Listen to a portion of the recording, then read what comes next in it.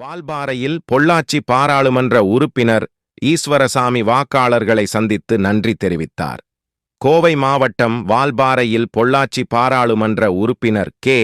ஈஸ்வரசாமி, கோவை தெற்கு மாவட்ட செயலாளர் தளபதி முருகேசன், வால்பாறை நகரச் செயலாளர் குட்டி என்ற சுதாகர் மற்றும் நிர்வாகிகள் முன்னிலையில் இன்று வாக்காளர்களை சந்தித்து நன்றி தெரிவித்தார். முன்னதாக பேரறிஞர் அண்ணாவின் திருவுருவ சிலைக்கு மாலை அணிவித்து கட்சி கொடியேற்றி வைத்த நிலையில் வால்பாறை நகர கழகத்தின் சார்பாக அவருக்கு சிறப்பு வரவேற்பு அளிக்கப்பட்டது. வந்து கொண்டிருக்கிறார். இது திராவிட முன்னேற்ற கழகத்தின் கோட்டை, வெற்றி கோட்டையாக திகழ்ந்த வாக்காளர் பெருமக்களுக்கு நன்றி நன்றி என்று சொல்லி